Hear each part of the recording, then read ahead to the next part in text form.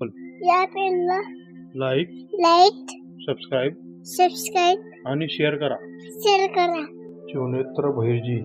भाग 8. पत्नी शारदेला पाहण्याची ओढ. सूर्य केव्हाचा शिरीचा आड दटला होता. अंधाऱ्या आकाशात लुकलुकणाऱ्या चांदण्याचा सडा पडला होता. त्या आकाशात चंद्राचे फक्त नावालाच अच्युत उरले होते. अगदी बारीक चंद्रकोर आकाशामध्ये मधोमध चमकत होती. रात्रीच्या त्या अंधारात काड्यासार दिसणाऱ्या 2 छोट्या टेकड्यांच्या पायथ्यांशी काहीतरी पिवळ्या ठिपक्यांप्रमाणे लुकलुकत होते. वस्तीतील काही झोपड्यांना द्वारांसमोर प्रज्वलित केलेल्या त्या मसाले होते. हिंसरपासूंनी वस्तीपासून लांब राहावे या हेतूने रातभर या मसाले पेटत ठेवण्यात आल्या होत्या. भैरजी नाईक आता त्याच्या वस्तीत परतले होते. बाबडीच्या झाडाला टेकून ते उभे राहिले होते. त्यांनी रहीमबाबाचा वेश बदलला होता, परंतु वाढलेली दाढी तशीच होती. अंगावर बंडी आणि कमरेला धोतर होते. आता क्षणभरासाठी ते शिवबाचे हेर राहिले नव्हते, ते शारदेचे दौलतराव भासत होते. त्यांच्या नेत्रांना शारदाच्या मुखदर्शनाची आतुरता दिसत होती.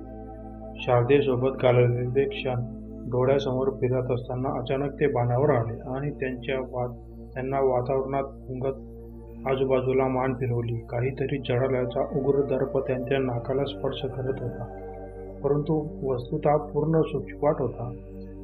मग त्यांची नजर पुन्हा एका झोपडीत खेळवली. पत्नीचा चेहरा एकदा तरी पाहता यावा या आशेने त्यांच्या पावलांना त्यांनी तिथेच रोवून ठेवले. त्यांच्या पापण्यांना सुद्धा लवत नव्हत्या. परिवारासोबत आठवणी डोळ्यांसमोर वेगाने तरंगून जात होत्या. त्यांच्या डोळ्यांना कडा काहीशा पाणावल्या होत्या. हृदयाच्या स्पंदनांनी वेग घेतला होता. शारदा समोर येताच तिला काय उत्तर द्यावे या विचाराने भैरजी अस्वस्थ झाले होते. त्याने हात पकडून ठेवल्याने बाबडीच्या फांदीचा काटा केव्हा रुतला होता. रक्ताचे थेंब त्या जखमेतून निघून जमिनीवर टपकत होते. मात्र त्यांच्या वेदना नायकांवर काहीच प्रभाव होत नव्हता. त्यांनी दीर्घ श्वास घेतला आणि गळाकडे जाण्यासाठी पाऊल उचलले. कोण आहे रे तिकडे? अचानक एक कोणकर आवाज भैरजी नायकांच्या कानावर पडला. भैरजी नायकांनी स्वतःला सावरत त्या आवाजाच्या दिशेने ओढून पाहिले. आवाजाच्या दुसऱ्या बाजूला असलेल्या देवळाच्या ओट्यावर एक 20-22 वर्षाचा युवक चिलिमेने झुरके ओढत होता. मगापासून येत असलेला तो उग्र दर्प त्यांच्या चिलिमेचा होता. त्या युवकाला पाहून नायकांचे डोळे चमकले. ओठांची कडा किंचित बाजूला नेत त्यांनी स्मित केले. देवळाबाहेरच्या मसाल्याच्या उजेडात त्यांचा चेहरा स्पष्ट दिसत होता. त्यामुळे नायकांना त्यांची ओळख पटली असावी. देहाने दिप्पाड, रंगाने कोरा, विशाल वाळ, डोक्यावर पांढरा फेटा, कमरेत धोती आणि अंगावर पांढरी विचार बंडी चढवलेल्या त्या इसमाचे नाव नीलकंठ होते. निळ्या रंगाचा खडा काळ्या धाग्यात बांधून त्याच्या गळ्यात अडकवला होता. भैरजी नाईक त्याच्या समोर गेले. नीलकंठाने आपल्या कपाळावर फाट्या उंचावत बुद्धीवर ताण दिला. त्याला भैरजीचा चेहरा ओळखीचा वाटत होता. डोळे ओळखीचे वाटत होते, परंतु ओळख मात्र पटत नव्हती. नीलकंठ हा नायकांचा लहानपणीपासूनचा सोबती होता, तरी सुद्धा तो नायकांना ओळखू शकत नव्हता. ही नायकांची वेषांतराची विशेषता होती. हे अद्भुत कौशल्य नायकांना बालपणापासूनच आत्मसात केले होते. वेषांतर करत असताना तो छोट्यातल्या छोट्या चुकासुद्धा होऊ नयेत याची काळजी घेत असे. कोण आहेस तू? नीलकंठाने उभे राहून विचारले. मी वाट चुकला आहे. वस्ती दिसली, अंधारही दिसला. विचार केला भाकरीचे 2 तुकडे मिळतील.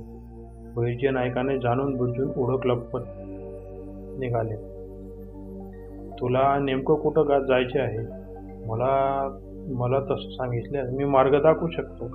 नीलकंठाने चिलिमेचा दूर सोडून विचारले. क्षणभर विचार करून नाईक म्हणाले, पुण्यात शिवाजी राजांना भेटायला.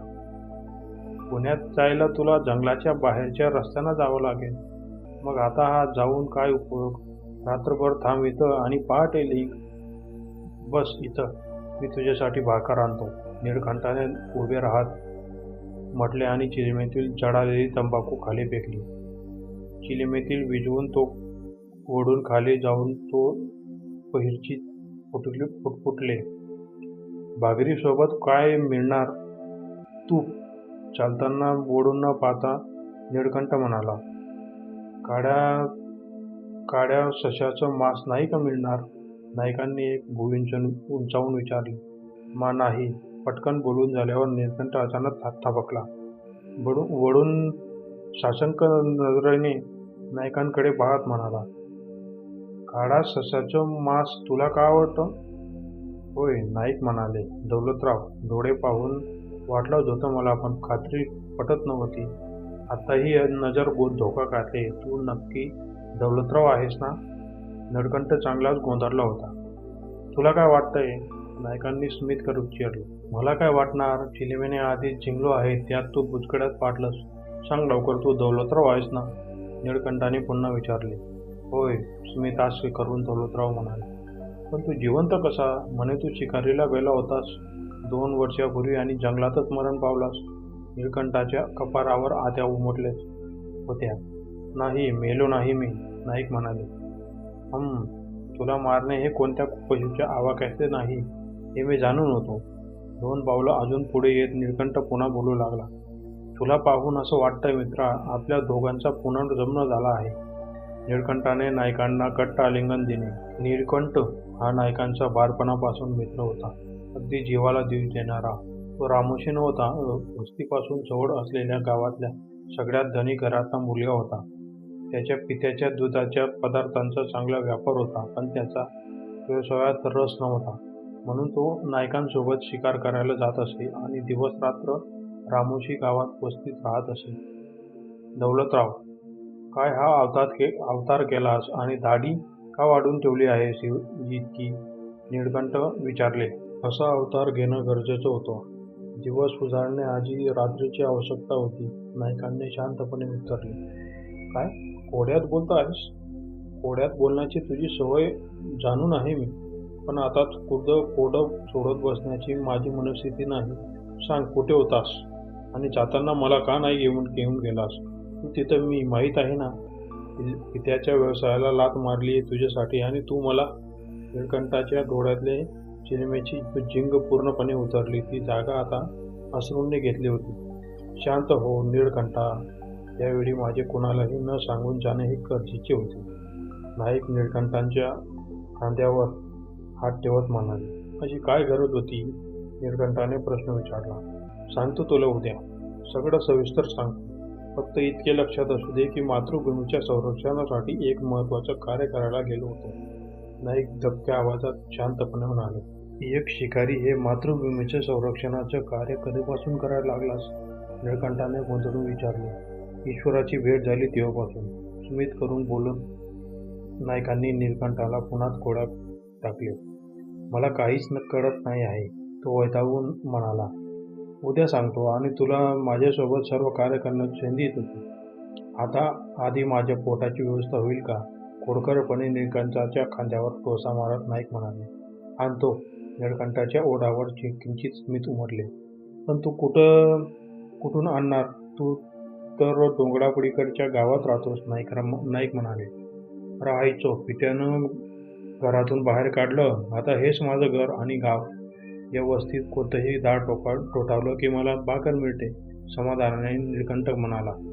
पण माझ्यासाठी दुसरीकडून नको आणूस. शारदाच्या हातचीच भाकर आणून दे. खूप दिवस झाले खाल्ले नाही, नाईक स्मित करत म्हणाले.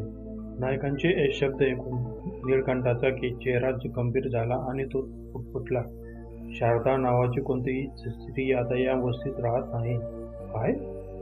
नाईक गोंधळले होते. शारदा नावाची कोणतीही स्त्री नाही? निळकंठ पुन्हा म्हणाले.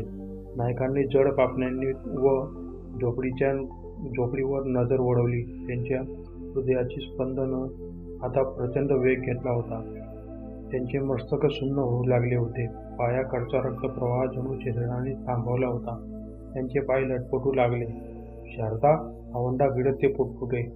पतीचा मृत्यू झाला असं समजून शारदा सती गेली का काय? या विचाराने त्यांच्या डोळ्यासमोर ग्लानी आली होती. मला नाही सांगितलं, पण एकदा वहिनीला तरी सांगून गेला असतात. 2 वर्षापूर्वी पासून ती रडत आहेच, निळकंठ म्हणाला. हे ऐकून बहिर्जी नायकांनी चमकून निळकंठाकडे पाहिले. म्हणजे शारदा सती गेली नाही? नायकांनी तत्परतेने विचारले. नाही, तू गेल्याच्या 3ऱ्या दिवशी वहिनीने तुझ्या पुत्राला जन्म दिला. दामोदर आहे त्याचे नाव. त्याच्यासाठी तिनं जगावं ही समजूत घातली सगळ्यांनी. पण जिवंतपणी सुद्धा वहिनी मृदासारखं जीवन जगत आहे. बोलताना निळकंठाच्या डोळ्यातून अश्रूंच्या धारा वाहत होत्या. "उगा आहे शारदा, मला तिला भेटायचं आहे." पापण्या लपवून डोळ्यातलं पाणी जिरवत नाईक म्हणाले. "वहिनी तिच्या माहेरी आहे," निळकंठाने सांगितले. "तिथं जाऊन भेटतो तिला." नायकांनी उच्छ्वास सोडत म्हणाले. "पुन्हा कधी तिला सोडून जाऊ नकोस," निळकंठ म्हणाला. "सोडून तर जावंच लागेल, पण यापुढे ती रडणार नाही याची ग्वाही देऊ शकतो," नाईक निश्चयाने म्हणाले. "पण जेव्हा सोडून जाशील तेव्हा तिला सांगून तरी जाशील ही आशा करतो," निळकंठ म्हणाला. "कुठं जातोय हे सांगू शकणार नाही, पण यायला वेळ लागेल हे मात्र सांगेन," नाईक म्हणाले. असं काय काम करतोस तू?" तेव्हापासून डोक्यात बिरबिरत असलेल्या प्रश्नाला निळकंठाने वाट मोकळी करून दिली. "सांगतो, सगळं सांगतो, पण उद्या. आता भाकरीसाठी तू मला किती वेळ ताटकळत ठेवणार आहे ते बघतो आधी," स्मित करत बहिर्जी नायकांनी म्हटले. "आणतो, चंपा मावशीच्या घरून घेऊन येतो. चांगलं तूप लावून आणतो. जेवून घे, मग चिलम्याचे झुरके ओढू." निळकंठ अर्धवट हसून निघाला. शारदा हयात कळल्याचे नायकांनी पुन्हा एक निश्वास सोडला. त्याच्या बंद झोपडीवर नजर फिरवली. "आज मला कळलं दौलतराव, नियतीने मला श्रीमंत पित्याच्या घरचा त्याग करण्यास का भाग पाडलं. पित्याच्या व्यवसायाची मला का आवड लागली नव्हती. तुझ्यासोबत राहणं, शिकार करणं जास्त आवडत होतं. कारण माझं नशीब तुझ्यामुळे उजळणार होतं. इतक्या महान कार्याचा मी भागीदार बनणार होतो." निळकंठ अति उत्साहाने बोलत होता.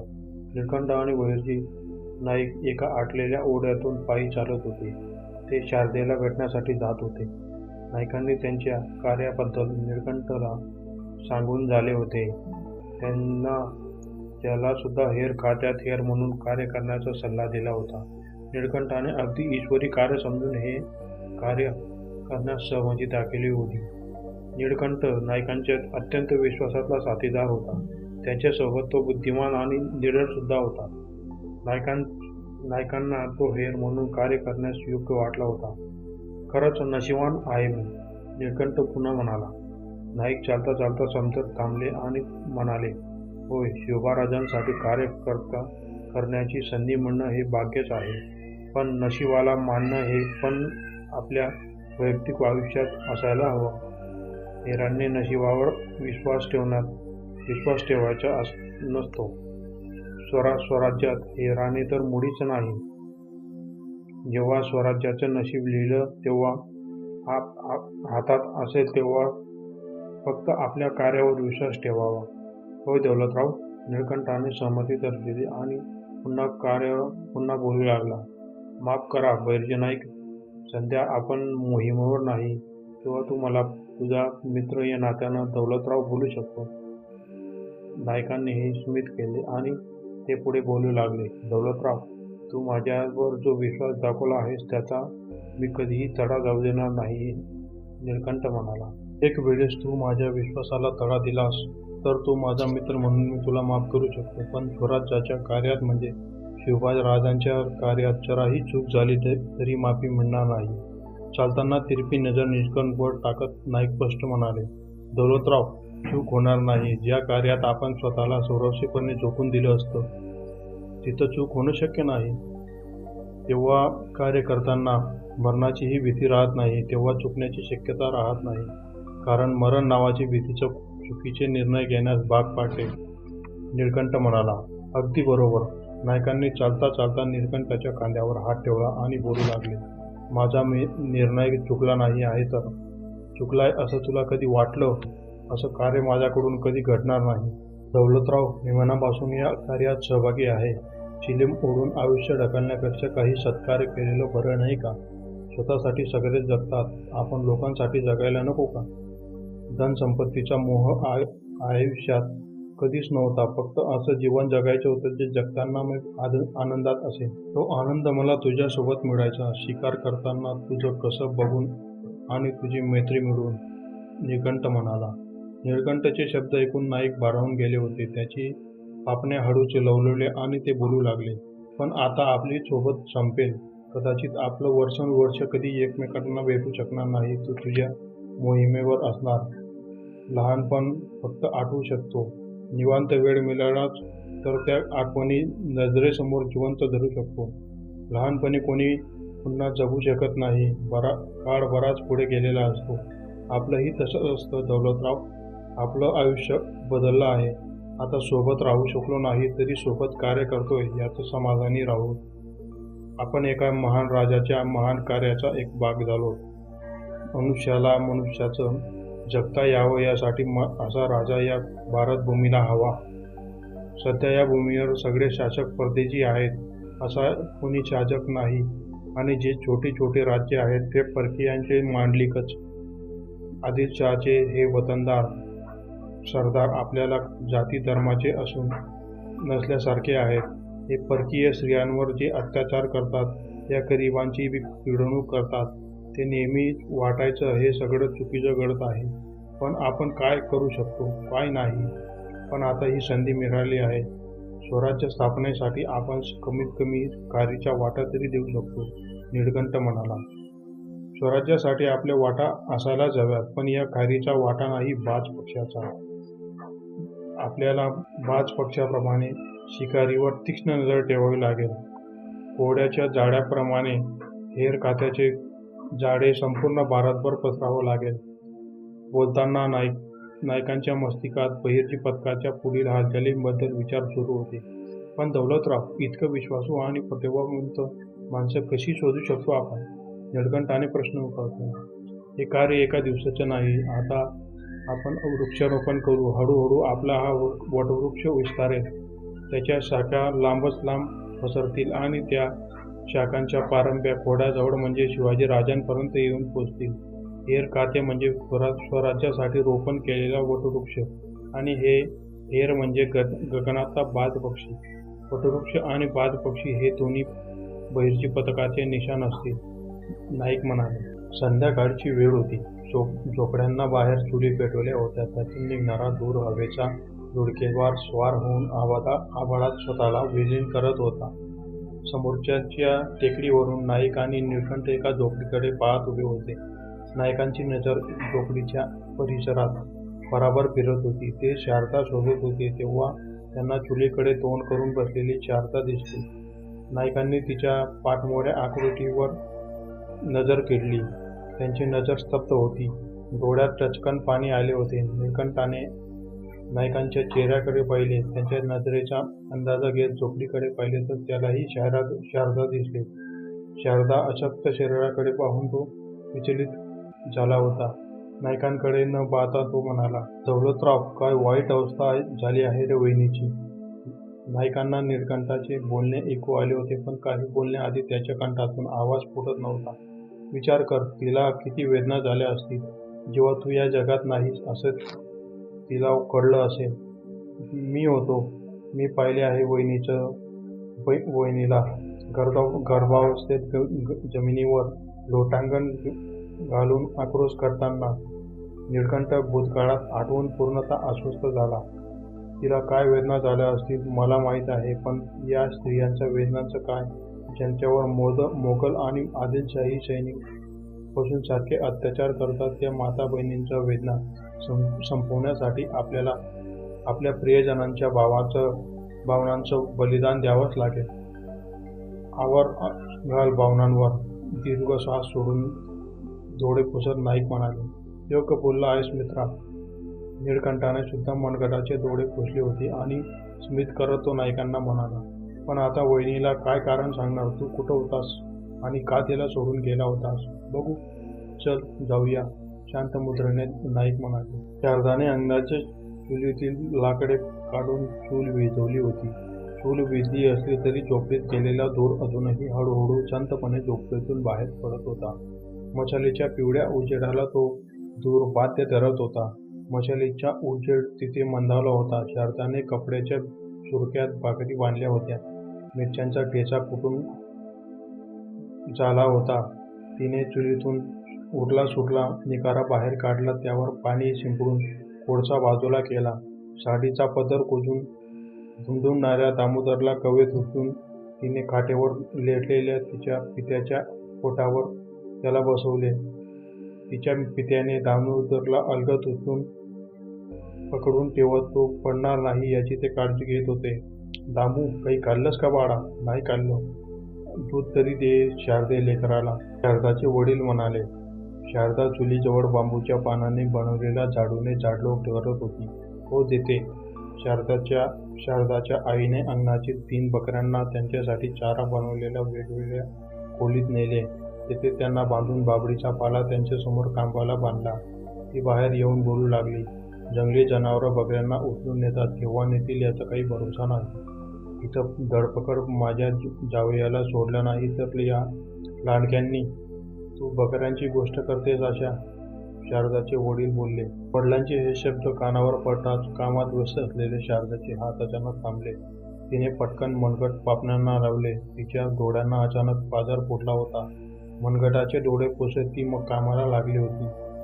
शारदा आईच्या नजरेतून मात्र एक गोष्ट सुटली नाही. ती जरा ओरडतच तिच्या पतीला म्हणाली, काही गरज आहे का जावयाचं नाव काढायची? सोडून गेलेल्या लोकांची आठवण काढायची नसते.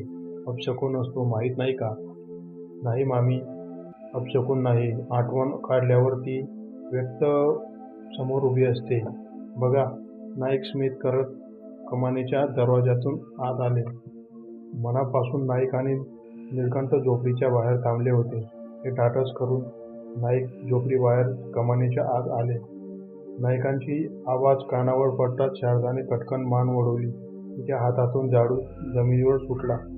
तिचे नजर स्थिर झाली. या सुखद धक्क्यातून ती सावरणार नाही अशी मनस्थिती होती. तिच्या डोळ्यात अश्रू डबडबून आले.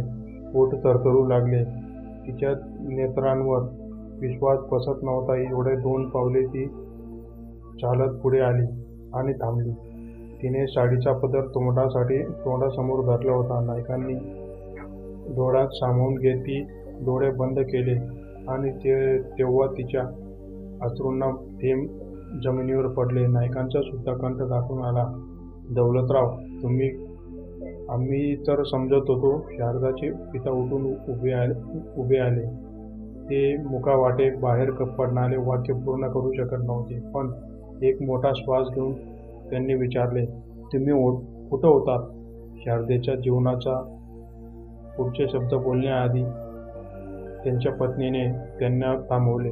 अहो, त्यांना बसायला तरी सांगा. थांबा, मी गोड पाणी घेऊन आणते. शारदाच्या मातेचा आनंद गगनात बावत नव्हता. नाईक हळूच खाटेवर बसले.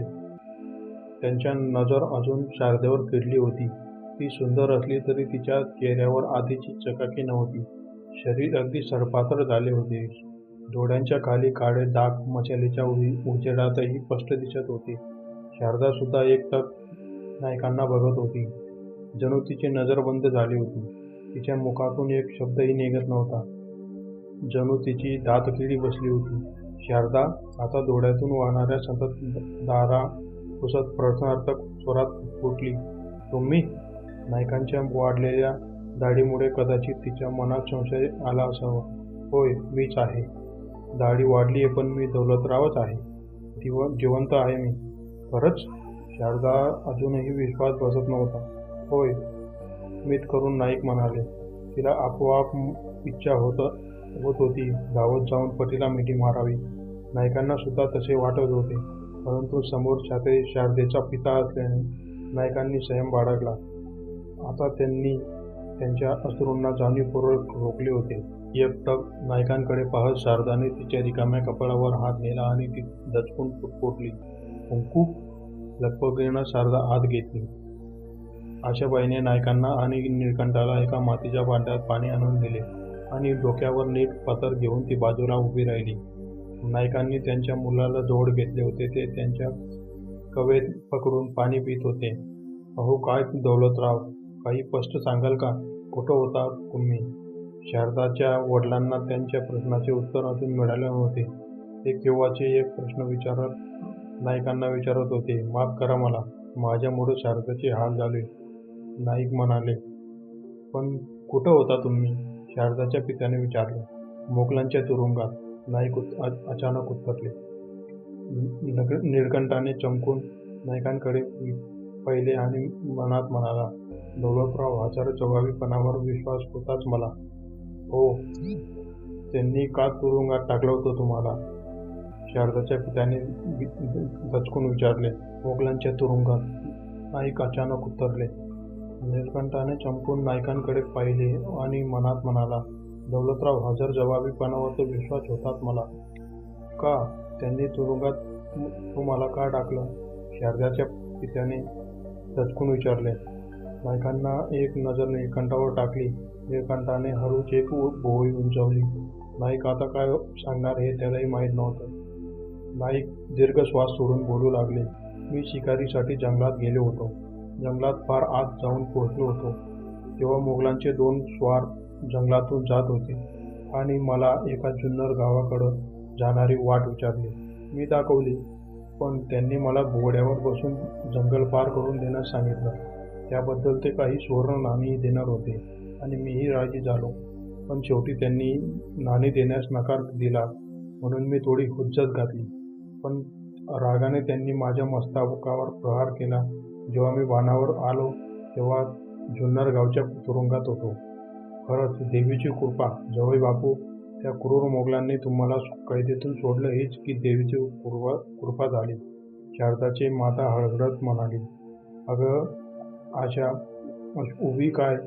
चूल पेटव, दूध घाल, खीर कर, मोठ्याने शारदाचे पिता म्हणाले. होय, पण आधी जावई बापूच्या पायावर पाणी घाल, तो आणते, म्हणत शारदाची आई झोपडीत गेली.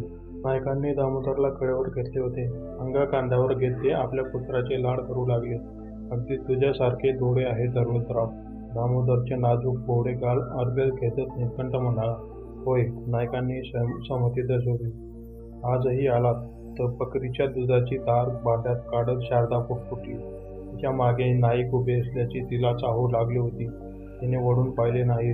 पती घरी परतल्याचा गगना एवढा आनंद ती लपवू शकत नव्हती. ती संयम ठेवून बोलत होती. पत्नीचे काय हाल होत असतील याचा विचार तरी केला होता का? हो, तुझी खूप आठवण येत होती मला. पण काय करू शारदा, मी मोगलांच्या कैदेत होतो. तुरुंगातून फोडून कसा येऊ? नाईक समजुतीच्या स्वरात म्हणाले. नायकांच्या मुखातून हे शब्द ऐकताच शारदा उठून उभी राहिली. नायकांच्या हातापायांना बघून लावून चाटकून पाहत होती. तुम्हाला यातना नाही दिल्या ना त्यांनी? त्रास का नाही त्याला ना तुम्हाला? 2 वर्षात काही मोठ्या पिढीतून गेली होती तरीसुद्धा ती तिची पीडा विसरून पतीच्या यातनांच्या व जखमांच्या विचाराने भांबवली होती. हे तिचे नायकांवरील असलेले प्रेम होते. शारदाचे हे प्रेम पाहून गहिवरले होते. अश्रूंना लपवण्यासाठी त्यांनी केविलवाणा प्रयत्न आता पुरता फसला होता. त्यांच्या डोळ्यातून अश्रू चढून आले. नाही, मला काही त्रास नाही झाला, पण तुला, तू तर अर्धमेली झालीस असशील शारदा. नायकांनी शारदेच्या डोळ्यात पाहण्याचे धाडस करत म्हटले. तुमच्याशिवाय जीवन शक्यच नाही. पण आता तुम्ही आलात. आता तुम्ही प्राण असले तरी शरीरात किंवा आधी मला वचन द्या, यापुढे तुम्ही मला सोडून जाणार नाही. शारदाच्या आत गेलेल्या गालांसकट हसून लाडीकपणे म्हणाले. आयुष्यात कधी काय होणार याचे अनुमान आपण लावू शकतो का शारदा? पण मग असं वचन कसं देऊ? पण असं वचन नक्की देऊ शकतो की यापुढे तुला आणि दामोदरला माझ्यामुळं इतकी पीडा होऊ देणार नाही. बोलता बोलता ती कधी नायकांच्या बाहुपाशात गेली हे तिला सुद्धा कळलं नाही.